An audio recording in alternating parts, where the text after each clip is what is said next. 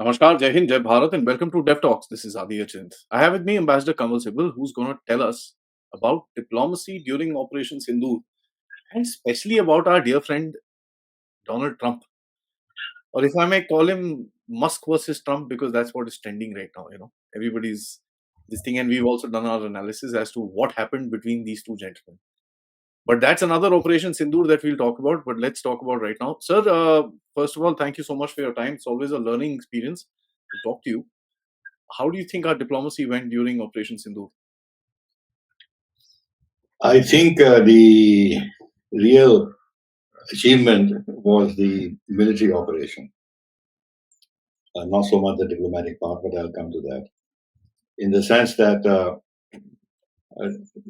the way we were able to strike deep into Pakistani territory, penetrate the air defense system, attack 9 of their bases, the key ones, that was quite a bold move. And I think we showed enormous courage and determination that it was time to pay Pakistan a big price for what they were doing, that we cannot continue to tolerate their policy of promoting terrorist attacks as and when it suited them for domestic reasons or to destabilize the increasingly normal situation in Kashmir. In other words, initiative is always in their hands, so we want to take away that initiative and send a signal to them that there will be a big price to pay in case there was any major terrorist attack sponsored by them. We had great inhibitions about attacking the interior of Pakistan, attacking the Pakistan military.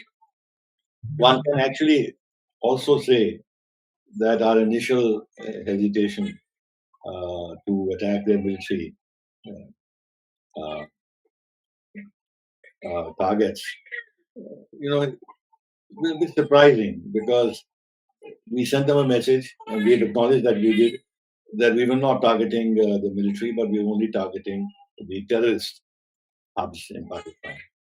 Now, this kind of concern that we must assure them that we were not targeting their military is a kind of a thing that inhibited us in the past also. And this time, I think we did the same thing again. And now, when people try and analyze what really happened, they feel that it was a mistake, that right at the start we should have taken out the air defense systems and then attacked the terrorist hubs, rather than letting them take the initiative to attack us first militarily in the air, which apparently has resulted in some losses, which fully disclosed, to my mind, for the right reasons. So then the second is that we were this time persuaded that we need not be inhibited by Pakistan's nuclear capability. But that has always been something which has deterred us from attacking the Pakistan military frontally or humiliating them as we have done this time. After all, Pakistan is an irrational actor, frankly. It was created irrationally because how many Muslims were left in India and how many are there today? So, what was the logic? And the further irrationality is that the nation created on the basis of religion broke apart. So, religion was never a glue.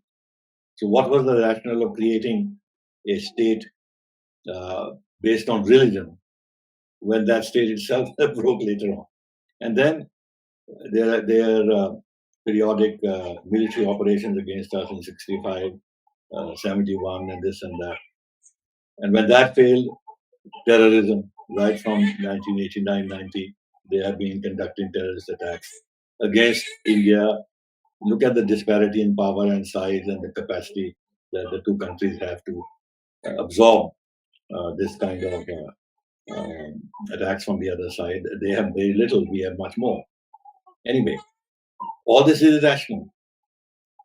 And therefore, I think the feeling was that this irrational country, if we did something to the armed forces, they may threaten us with a nuclear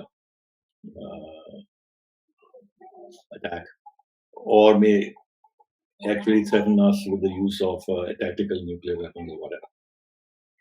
But I think we learned a lesson in some ways from what's happened in Indu, because there we have seen that the world's foremost nuclear power with tremendous capacities like Russia is pitted against three nuclear powers: the United States being equal or even more powerful than Russia, and Britain and France. And there's a proxy war going on. Huge damage has been caused to Russia. Huge, huge. And yet, Russia is not able to use its nuclear weapons because its existence is not being threatened. Yeah. So I think we concluded that since we have no intention to threaten Pakistan's existence, we have a lot of space below the nuclear threshold to take military action. We did.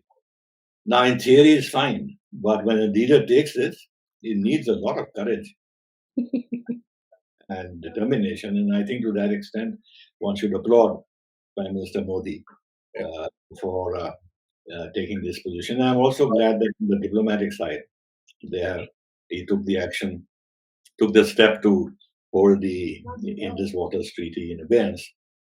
I have, from my time off, when I was Foreign Secretary, I've been advocating that we should walk out of this treaty. But the time was not ripe then, and we have suffered a great deal in the intervening years till we have taken this decision, which has very serious long-term repercussions for Pakistan. Oh. They are saying that if you stop the flow of water, we'll consider that an act of war. Now, we have said that we consider any terrorist act as an act of war. So, therefore, it's very clear. If you don't control terrorism, we'll control the waters. Yeah. So, I think the paradigm shift has taken place in how we treat Pakistan. Now, you come to the diplomatic part. Now, here, unfortunately, I must say, lost the narrative. And lost the narrative not because of any great deficiency on our part or in our incapacity to sell our narrative. It is that those who control the flow of international information, they are biased against us. Biased is a weak word. They will not buy our story, come what may. They have a vested interest. You always had a vested interest in the creation of Pakistan as a kind of instrument they can use against India and ensure what they have for a long time called strategic stability in South Asia. Now, what does this mean, strategic stability in South Asia? I mean, if you really want to have strategic stability, you have to have the China factor brought in. Otherwise, how do you have strategic stability if China is sitting on our northern borders, claiming our territory, cooperating with Pakistan, building up Pakistan's strategic capabilities against us? And then you narrow the whole issue of strategic stability in South Asia to the India-Pakistan equation. So the point is that it is too valuable an instrument to just give up. And Pakistan, they think, is serviceable and can be used, even though Pakistan lets them down and they have grievances against Pakistan. But in the overall geopolitical calculations, they think Pakistan is useful. Now, if you go back a little bit, after all, right from the start, first of all, the British created Pakistan. And then after that, in the United Nations, the Anglo-Saxons, the Americans and the British and the Canadians and the Australians, they all played a very, very negative role and pressured us on Jammu and Kashmir, wanted us to make territorial concessions. If you remember in 1962, when the Duncan Sands and Harriman mission took place, the whole purpose was to compel us to make some territorial adjustments in Jammu and Kashmir. But if you go back a little bit, Pakistan was a member of the Baghdad Pact, it was a member of the CENTO. They wanted also to be a member of Seattle, but that didn't make sense to the Americans. So there have been very intensive contacts between the Pakistani armed forces and the U.S. establishment, and this has gone on beyond that, also, because after when India tried to uh, develop its nuclear capabilities, and we had the 1974 test. Uh, that is the time when the Americans and allies started targeting us, started sanctioning us. I mean, they had no value for our democracy and this and that and that. They started sanctioning us.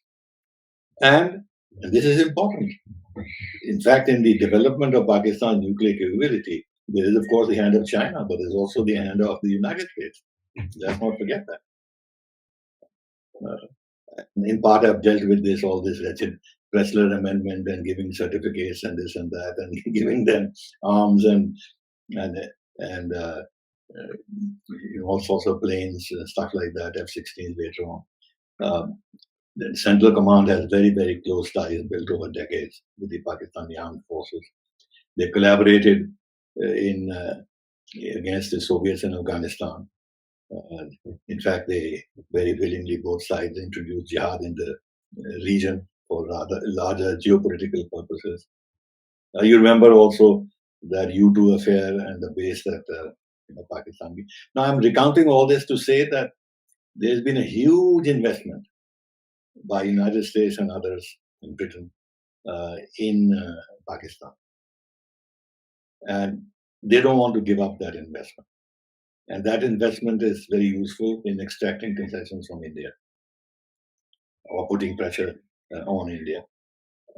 That is why their media, which reflects the interests of their deep states in these countries, will always take the cue from the intelligence agencies and the think tanks and this and that and that. People who are involved in policy making or shaping the discourse, they take the cue from that and project that discourse. And in this case, in the last conflict, they don't want a narrative that Pakistan has been defeated or Pakistan has been worsted, because that would, in their mind, alter the perception of a strategic balance in the region, strengthen India's position, draw away many countries from looking at Pakistan as some kind of a balancing factor, reduce Pakistan's prestige, and more dangerously, since the only glue to Pakistan's unity is the Pakistani armed forces, and if the Pakistani armed forces are seen as defeated and not able to provide security to the nation, then this can have ripple effects inside the country, which already is very precarious in terms of, I mean, the unity is very precarious in terms of these principalist tendencies. Now you have Balochistan, you have Khyber Pakhtunkhwa, you have the TTP and everything else.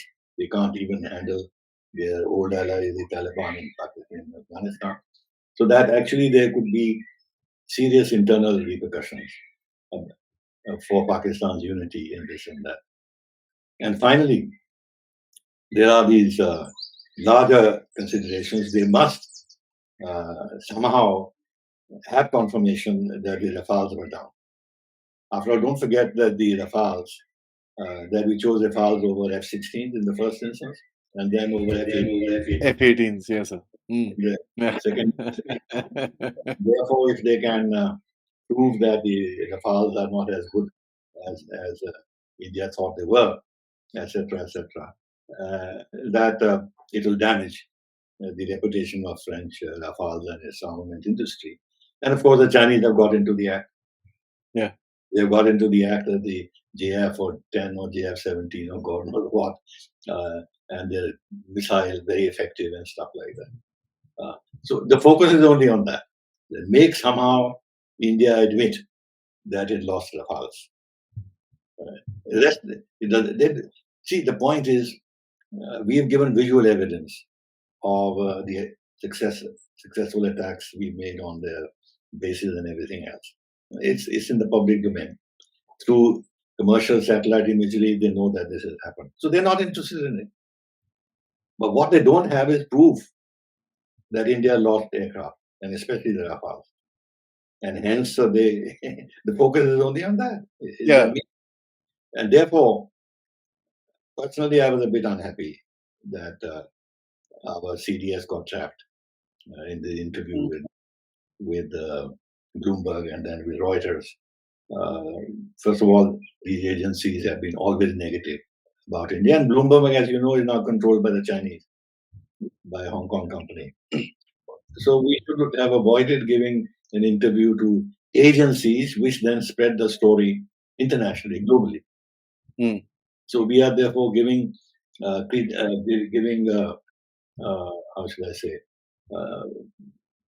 an opportunity to the media narratives to circulate a story globally by to the agents. I think we should have. I think the CDS should have just restated what our air chief had said, or the person who gave the briefing, and left it at that, and shifted the discussion to Pakistani losses, or in fact parried the question that if it is being claimed that we lost aircraft, then ask the Pakistanis, provide the proof, and then go on to some other subject. Anyway, they should have anticipated the question and they should have had a better response. Yeah. Not to say that the military people are honest and they're not like politicians. That's not an argument. I think what he was saying was okay, fair enough, but I think the words he chose was a little off. So that created a little more of a panga. He could have said the same thing in different words and probably would have escaped out of it much easier. So yeah, I agree with you in that aspect, sir. But sir, what do we, when there's a narrative within the country that the India was standing alone and we didn't have anybody from the world with us and this and that. Your opinion on that? And I don't know what people expect from the world. What written communication saying, yeah, okay, fine, I hereby approve you tokoing Pakistan. A couple I'm of not things. sure. You had asked me about the diplomatic part. There is also the other part to it, which is the fact that we sent all these parliamentary delegations all over the world to explain our position and our thinking uh, and apprise them of the terrorist problem that we face from Pakistan. I personally feel that this had two uses which are not being focused on this initiative. One is that it creates a political, it reflects a political consensus in the country which actually doesn't exist factually on the ground. But for external, uh, for an external audience, Consumption. it creates the impression that the India is united, no matter what their internal differences are. That all parties, including a person like Owaisi, they all stand behind the government and recognize that the terror threat from Pakistan has to be addressed. So this is an important message that, the thing is, BJP, right-wing, fascist, Hindu types, they persecute Muslims. So they would actually take our action against Pakistan, interpret it as part of their larger agenda. But once you have various parties coming together in a delegation and going abroad to explain our position, then it's not simply the narrative of the proto-fascist Hindu BJP government. It's a national narrative. That is one. The other is it sends a very important, powerful message that the paradigm has shifted for India. That it's no longer the same tolerant India which will not take action against Pakistan. We will take action, and we are apprising you, all our friendly countries, that our entire position has changed. That our terrorists, in that sense, is useful. So this is Now, also the future? now the thing is that this kind of a message, which has been given to governments and to parliamentary, to the Congress, let's say, because they met people in the Congress uh, or whatever, this will get registered. But if you are looking for an amplification of that or a reflection of that in the media in the West, that you won't find. And therefore, there is this criticism that you've gone abroad, but you're only speaking to your own people, and the international media hasn't said anything about what your briefings were. Uh, because there's a lot of publicity in India itself and on X. Some of the people like Tharoor and all, they have been very active.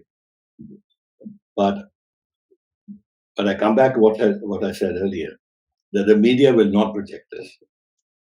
But our purpose is served for the two reasons that I mentioned, that at least the policymakers would have registered the message that don't be surprised if next time Pakistan engages in a terrorist attack against us, we'll hit them very hard.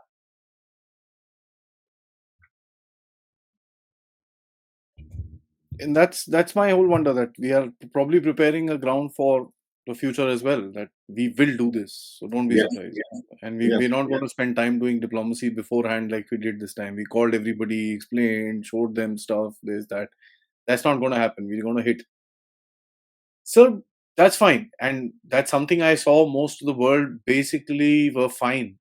Nobody's except Turkey, China, and Azerbaijan who opposed India's actions.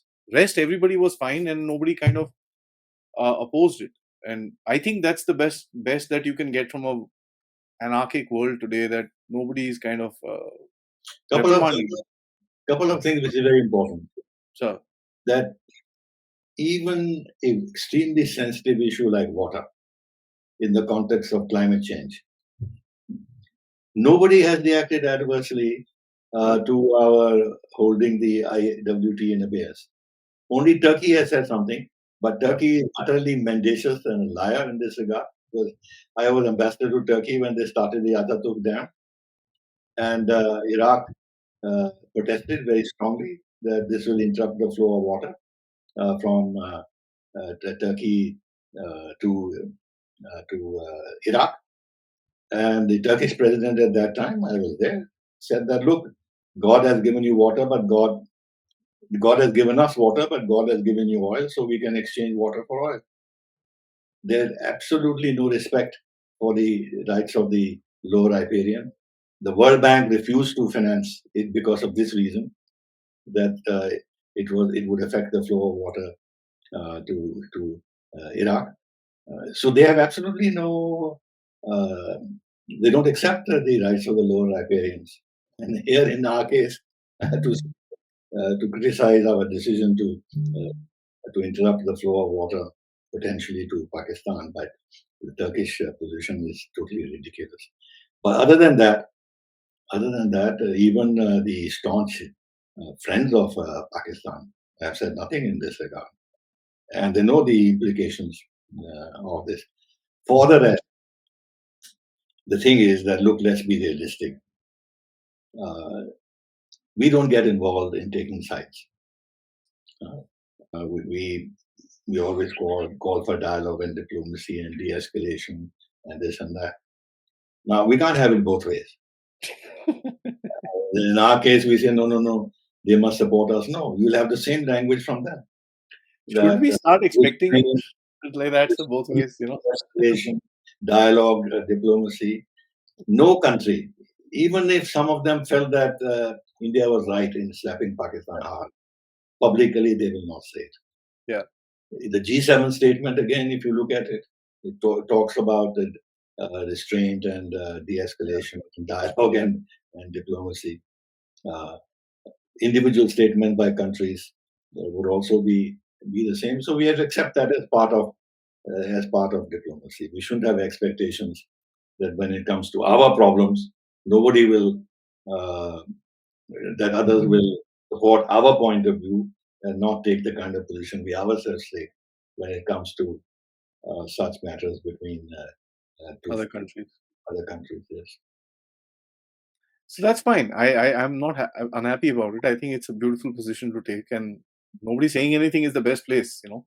Mm. So what explains the and I'm sure there were a lot of conversations with JD Vance. JD Vance was here. He would have spoken to Modi about it. Modi would have told him, "I'm going to hit back." Uh, I'm sure Trump was spoken to. Everything was good. Till a day into the fight or 2 days into fight, JD Vance said, "It's not our fight. We are not involved."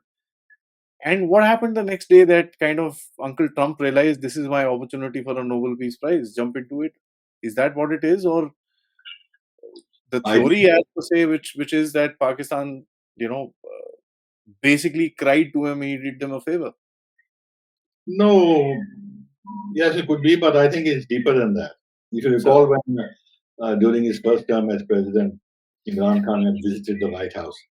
You see the exchange in the Oval Office between Trump and Imran Khan. Trump says, "I would love to mediate in the Kashmir issue and settle this dispute." Now, it's as far back as that.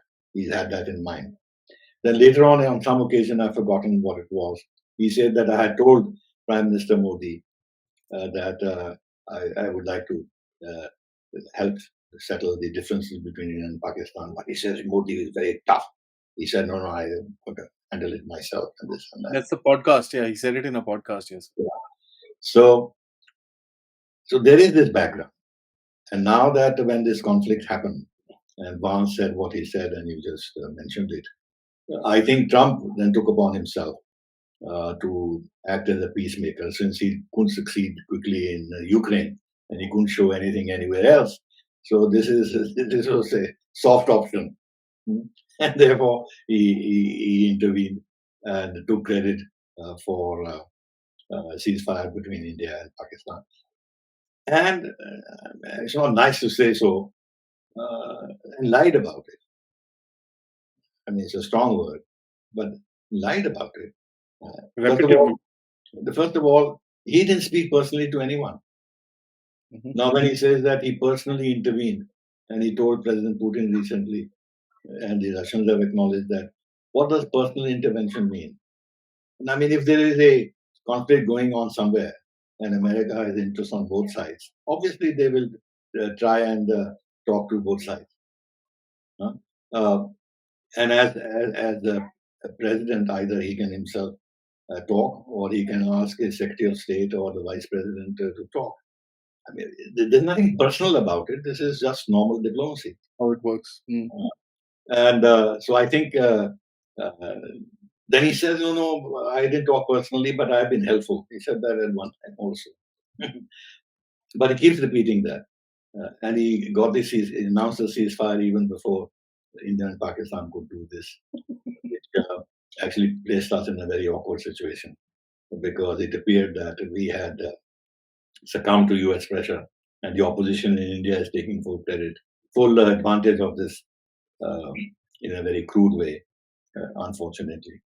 Uh, and then he again talked about mediating a ceasefire. He used the wrong word. Again talked about and he really equated India and Pakistan in every way. Yeah. And he said that I have very good relations with both countries. Both countries have great leaders, and this and that. We equating the leadership in Pakistan to the leadership in India, Probably and spoke to us. and this he said after this rabid Islamist man in uniform called who self-elevated himself as field marshal had taken over, had declared himself as field marshal, with all its implications for the Pakistani democracy and its polity, where the military has got even a stronger hold now on governance. And he talks about the great leadership in Pakistan, which means he's indirectly approving what Absolutely. in terms of the field marshal acquiring more power within the system. So it's unfortunate that so much effort had been made to build trust between the two countries. So many good initiatives were taken. Coincidentally, uh, he also said he used trade as a pressure point. Now we have officially said more than once that trade was never discussed. It never figured. And we also have very clearly said that there was no mediation. That yes, the Americans spoke to us. We said, look, if Pakistan wants a ceasefire, there are established channels. The DGMO, talk to our DGMO, that's the established channel. And frankly, to my mind, contrary to what the opposition is saying in India, it made sense for us to stop where we did. Yeah, we didn't want an expanded war. Why do we want that? Our trajectory is different, our ambitions are different, our goals are different. We are on the cusp of actually becoming more and more of a global player, fourth largest economy, already third largest in a few years. The economic growth is solid. Our economic parameters are very good. We are earning more respect on the international stage. People are looking for opportunities in India. We are an alternative in many ways to China. So why should we get distracted? Pakistan would have an interest in distracting us. Yeah. In fact, the Pakistani Prime Minister, the Shehbaz Sharif, has said as much that if there's a war, it'll cost India a great deal because Yeah. India is growing and this and that. But basically, he said we are in a mess. Therefore, if there's a war, it doesn't matter. It's fine. This is what the implication of what he said. Therefore, I would say that we are wise where we stopped, and I think it was a decision that we ourselves took. That we have made a point, we have conveyed a message very solidly.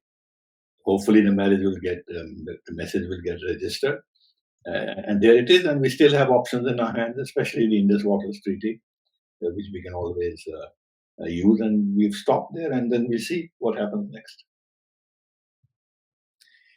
It was actually, I was humoring myself with this entire thing, and Pakistanis, kind of jumping for joy, not realizing they just put their head on the chopping block. Because Americans right now are as transactional as a snake would be. Now, how do you see Trump himself, sir? I mean, he's had a big spat with Elon Musk. He's had spats with other people. There were 2, 3 people who were backing him, in the sense who were giving him some space in the international diplomacy. One was India, and there was President Putin, interestingly, who was giving him space. Even now, after this so-called attack on the bombers, when Putin spoke to, or Trump spoke to Putin, Putin is still giving him space and saying, yeah, we'll talk and, we'll sort this out and this and that. And he's going after everyone that is giving him space. It was Modi, Putin, and some of these guys on which a new structure could have evolved with Trump being there. And he's kind of messed it up for what? Couple of bucks. And that's being said in the US today.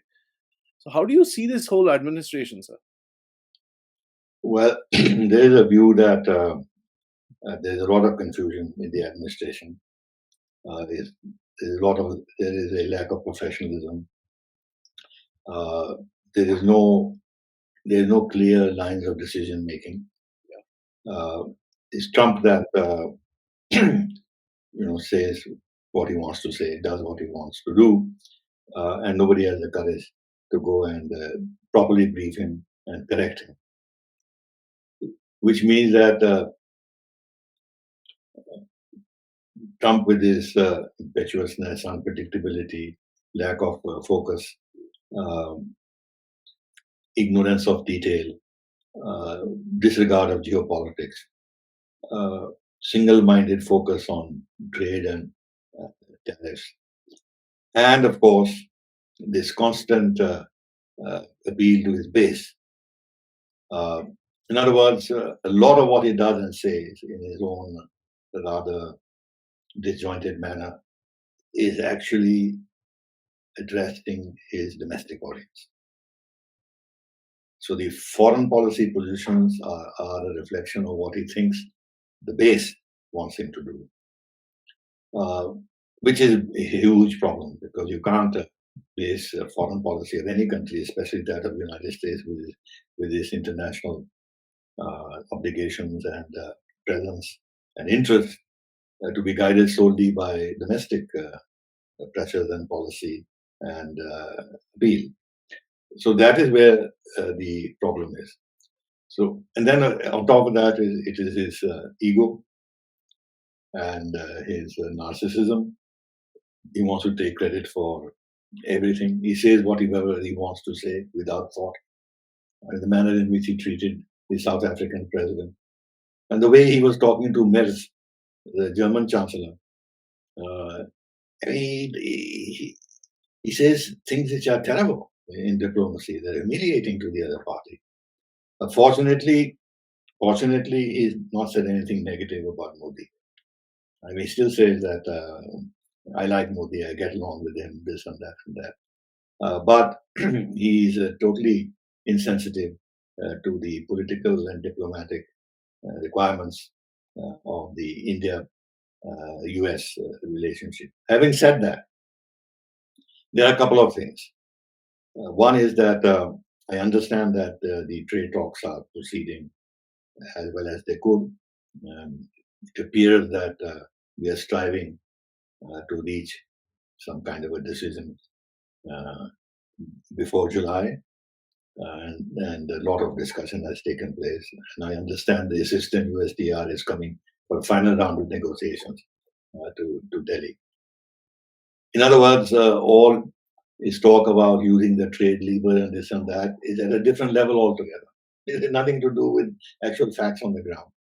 Well, interestingly, when he says that he used a trade and he said, I won't trade with you, what does that mean? What would he do? He would just issue an order that don't trade with India, or don't export to India, don't import from India. And assuming, as he says, I promised Pakistan, he says, and I'll keep that promise, that increased trade with Pakistan. It's a process. You have to have negotiations. The USTR is involved. You have to discuss what you want to give and what you want to get back. There are agreements to be signed. And given the fact that Trump changes his position every day, what is the value of his word on telephone? That I'll do this for you, I'll do that for you, is meaningless. Meaningless. And especially as you just mentioned, his relationship with Musk. It seemed to be they were lips and teeth. And now look at the way they've fallen apart. So what is the value of even a personal relationship with Trump? We can discard that if he finds it opportune and necessary to do so. The point I'm trying to make is, first of all, the trade part of it seems to be proceeding as well as it could. Secondly, we are conducting ourselves in a way that we will more or less disregard what Trump is saying. Let him have this stream of consciousness kind of commentary that he continues to make. But we will continue to have substantive dialogue with various parts of the US government, both with regard to implementing the content of the joint statement that was agreed to in February, and also get a feedback from various departments of the US administration about where matters stand between India and the United States. It's for this reason that the Foreign Secretary and the Deputy National Security Advisor went to the United States very recently and had talks with the National Security Council, with the Pentagon, with the State Department, with the Treasury, with the Commerce Department, very wide-ranging talks in order to frame the relationship and build on what was agreed in terms of this compact and trust and everything else, all those technology-related things that we are pursuing with the United States. In other words, we are now having a two-tier approach. And the first tier is tolerating as much as we can whatever Trump does and does not do, and not get into a spat with him directly, which is a wise thing to do. And secondly, that with the functioning America, or with the functional America, we are continuing our dialogue with various departments of the US government. In this regard, there's one thing which I noticed, which is a bit concerning. When Vikram Misri called on the US Deputy Secretary of State Lando, the US State Department issued a readout where the two things struck me. One is that there's absolutely no reference to a strategic partnership between India and the United States. Instead, the readout talks about a close partnership between the two countries. Secondly, right from Obama time, the language has been that the relationship with India, with the US and India, is the defining partnerships of the 21st century. Now, in this readout, it says that it is a key component of US foreign policy in the 21st century. So it's no longer a defining partnership, it is a key component of partnership. Now, these words are chosen very carefully when they issue a formal readout or a statement on a foreign visit. Now, what is the implication of this? What are the signals we got from the US side? Of course, our delegation would know. But these are straws in the wind that we have to follow carefully. What do you think is Trump's purpose with India, sir? Because the way he got pissed off, well, there's obviously that now theory is slowly converting to reality, where a lot of people from the former people who were in the government have come out and said something happened to Pakistani nukes. Fair enough. Now let's put that all aside. What does Trump want from India? Why is it an alliance? Is it a Sending all around. Now, look, what is the bargain? We want India to lower tariffs. We are ready to do that, partly to satisfy the United States, and partly also that we feel that we need to do this because if we want to attract supply chains and this and that, and continue on the growth path, get foreign investment, get technology, then we have to open up our economy more. That is also there. So, but then he goes and tells Tim Cook, "Why do you manufacture iPhones in India? And if you do, I'm going to impose tariffs on you." So, an inherent part of the bargain on our side is that if we lower tariffs and open our market to you, then we would like you to come and invest in India and give us more access to technology. But and help us in manufacturing. After all, the whole purpose of supply chains, resilient and trustworthy supply chains, and this and that, is to promote manufacturing in India. Now, if we tell Tim Cook, don't manufacture iPhones in India, India can look after himself. He's distancing himself altogether from the central purpose of what the two countries are trying to do together. Now, the question is, what judgment do we make of this ourselves? That is this his usual, how should I say, loose talk, and that there are limits to what he can do. It's not as if he can tell US multinationals that you start manufacturing in India, they have to take very hard decisions.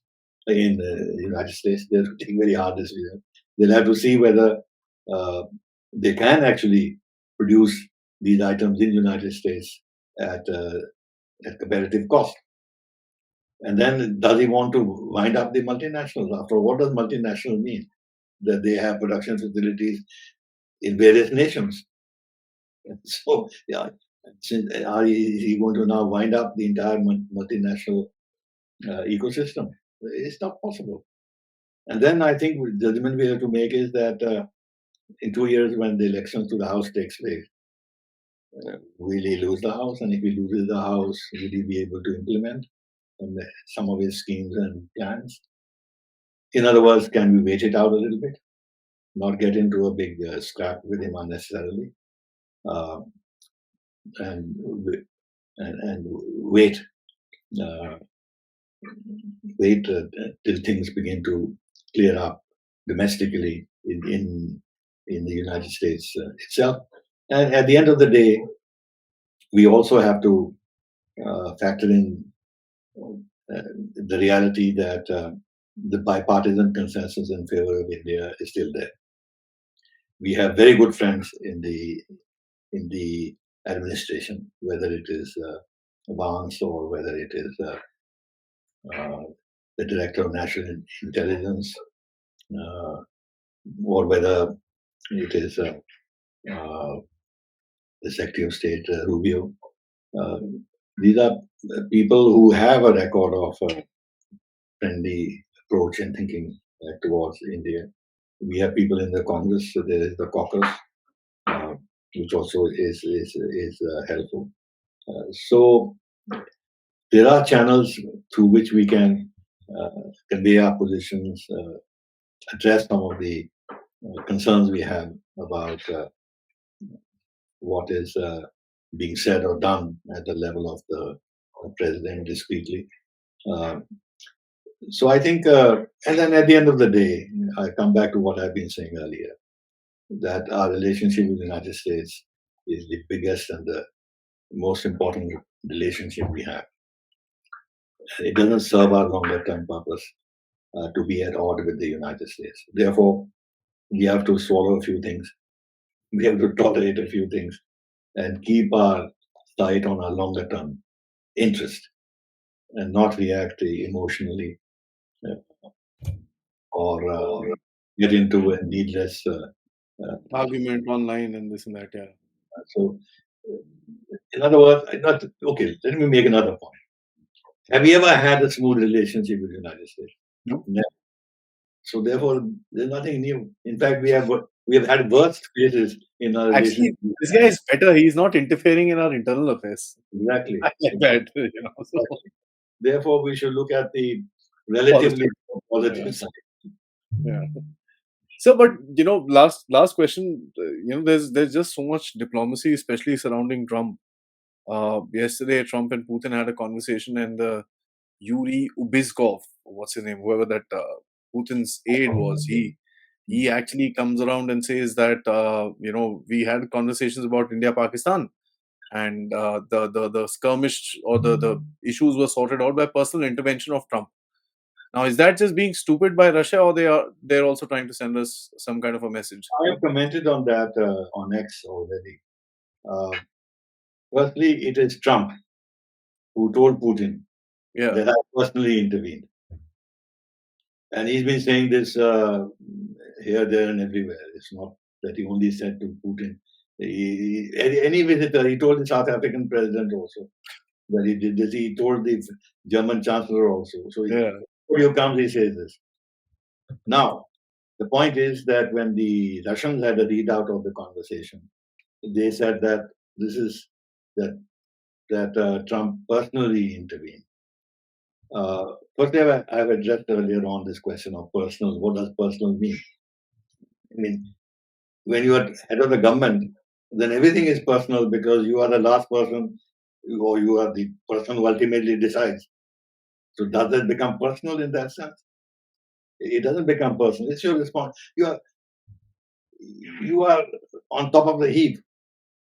So everything that is done by people under you is because of your position.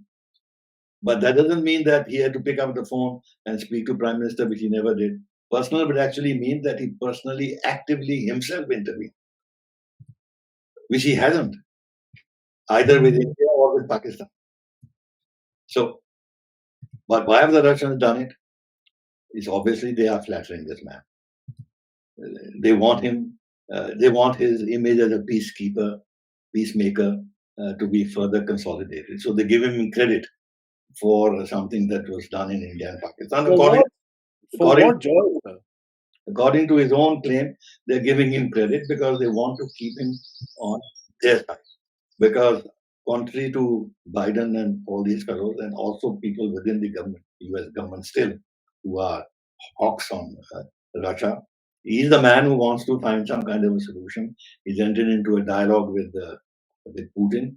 He is he's causing consternation in Europe and in Ukraine, about his position. So they want to flatter him, keep him on the right track, and keep investing in his peacemaking uh, approach. And that's why they have mentioned it. Now, I personally feel they need not have mentioned it. What is the point? It is not germane to their conversation on the bilateral issues or on Iran, where there is a serious danger of a military conflict initiated by Israel. A lot of people are very worried that Netanyahu may just go and start something. There one can understand that they want Russia to intervene or help. But it was not necessary to mention this. But I think they've done to flatter the ego of Trump, and it serves their own interest to keep him hooked to a peace process in Ukraine. I mean, that's not coming. I'm sure the Russians realize that after what the Ukrainians just did to them.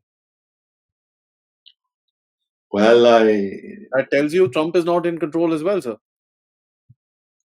yes, I think the Russians should have probably have realized or should realize that if Trump can fall out with even Elon Musk, uh, Yeah.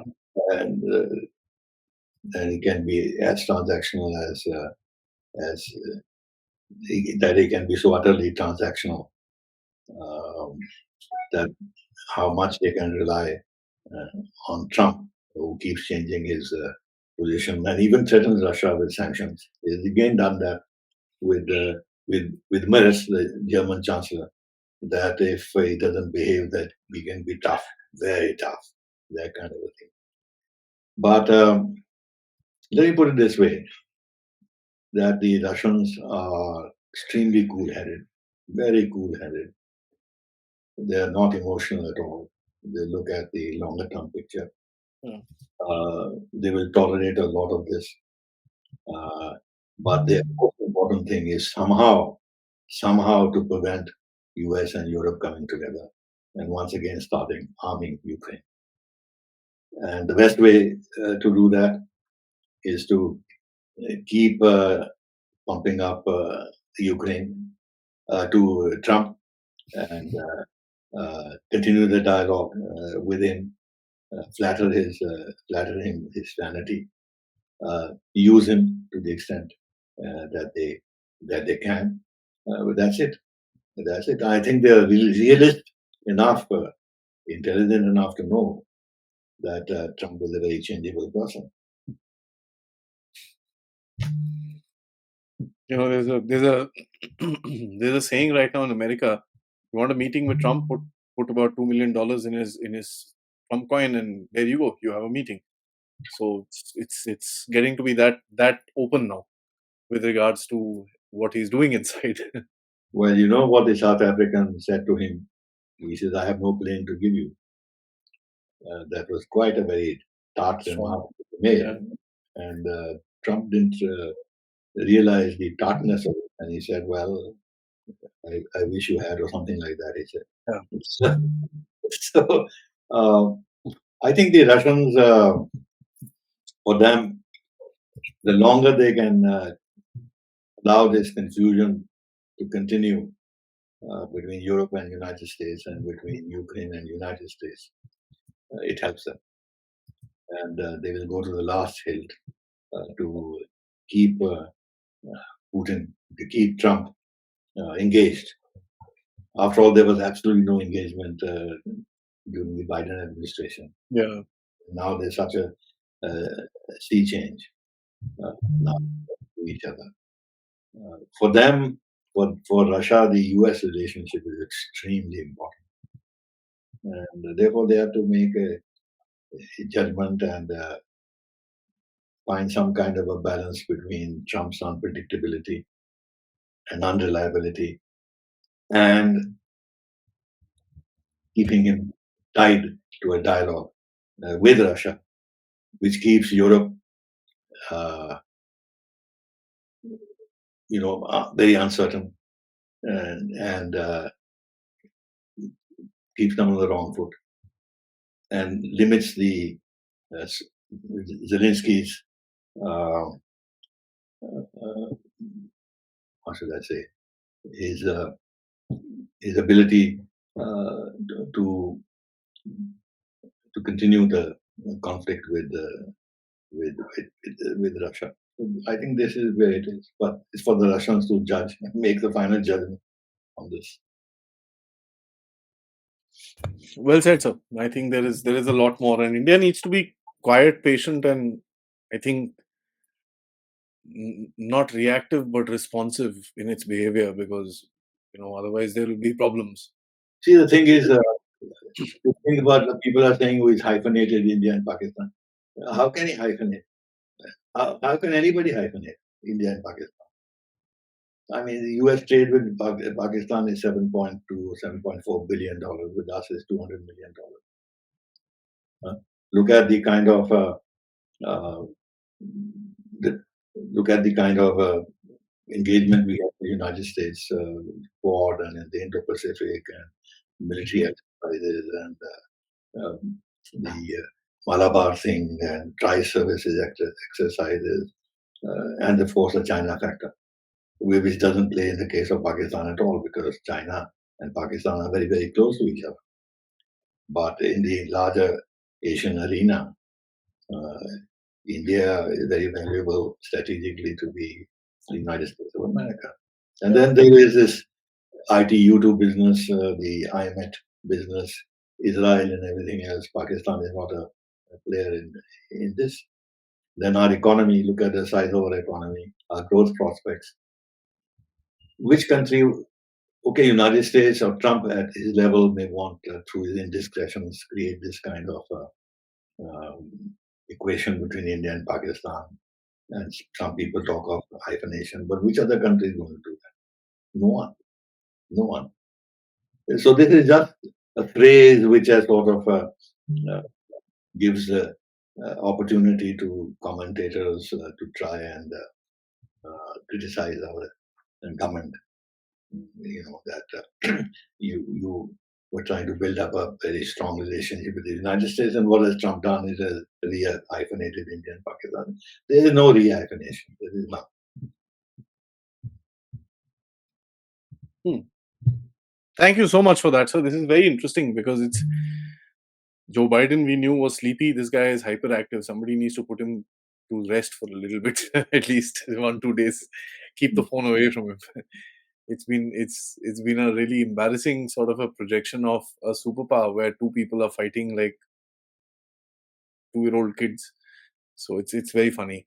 Thank you, sir. Always a pleasure, and thank you so much for your time. And see you next time, sir. Till then, All the best.